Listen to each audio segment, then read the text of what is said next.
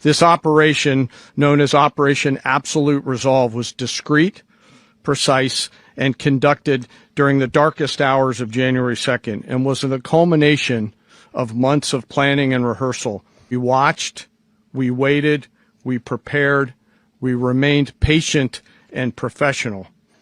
This mission was meticulously planned, drawing lessons from decades of missions over the last many years, many missions over these last many years. This was an audacious operation that only the United States could do. It required the utmost of precision and integration within our joint force. And the word integration does not explain the sheer complexity of such a mission. An extraction so precise it involved more than 150 aircraft launching across the Western Hemisphere in close coordination, all coming together in time and place to layer effects for a single purpose, to get an interdiction force into downtown Caracas while maintaining the element of tactical surprise. Failure of one component of this well-oiled machine would have endangered the entire mission, and failure is never an option for America's joint force.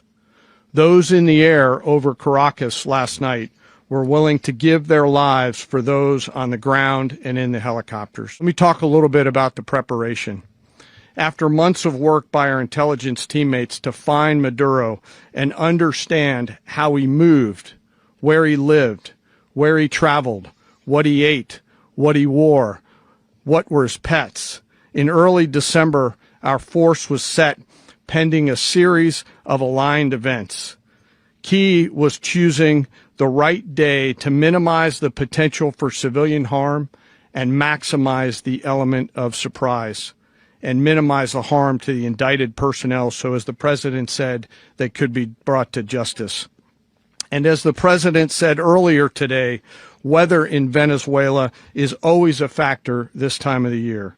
And over the weeks through Christmas and New Year's, the men and women of the United States military sat ready, patiently waiting for the right triggers to be met and the president to order us into action.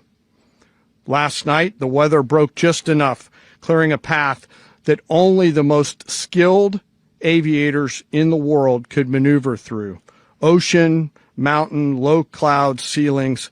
But when tasked with a mission, this organization does not quit. At 10:46 p.m. Eastern Time last night, the president ordered the United States military to move forward with this mission. He said to us, and we appreciate it, Mr. President, good luck and Godspeed. And those words were transmitted to the entire joint force. Over the course of the night, aircraft began launching from 20 different bases on land and sea across the Western Hemisphere. In total, more than 150 aircraft, bombers, fighters, intelligence, reconnaissance, surveillance, rotary wing were in the air last night. Thousands and thousands of hours of experience were airborne. Our youngest crew member was 20, and our oldest crew member was 49.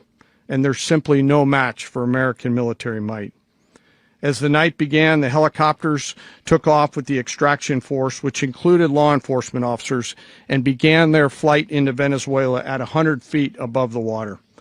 As they approached Venezuelan shores, the United States began layering different effects provided by Spacecom, Cybercom, and other members of the interagency to create a pathway.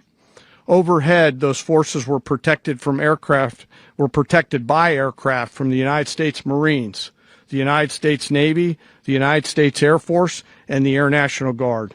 The force included F-22s, F-35s, F-18s, EA-18s, E-2s, B-1 bombers, and other support aircraft, as well as numerous remotely piloted drones.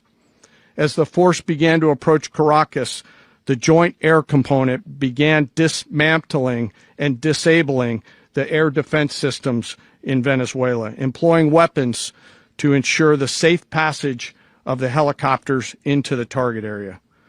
The goal of our air component is, was, and always will be to protect the helicopters and the ground force and get them to the target and get them home. As the force crossed the last point of high terrain where they'd been hiding in the clutter, we assessed that we had maintained totally the element of surprise.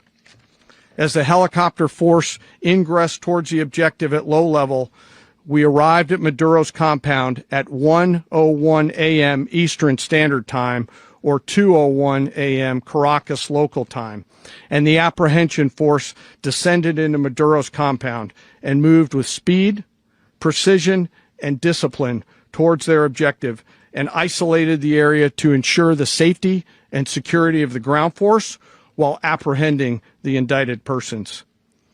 On arrival into the target area, the helicopters came under fire, and they replied with that fire with overwhelming force in self-defense. One of our aircraft was hit but remained flyable, and as the president said earlier today, all of our aircraft came home, and that aircraft remained flyable during the rest of the mission. As the operation unfolded at the compound, our air and ground intelligence teams provided real-time updates to the ground force, ensuring those forces could safely navigate the complex environment without unnecessary risk. The force remained protected by overhead tactical aviation. Maduro and his wife, both indicted, gave up and were taken into custody by the Department of Justice, assisted by our incredible U.S. military with professionalism and precision, with no loss of U.S. life. After securing the indicted persons, the force began to prep for departure. Helicopters were called in to exfiltrate the extraction force, while fighter aircraft and remotely piloted aircraft provided overhead coverage and suppressive fire.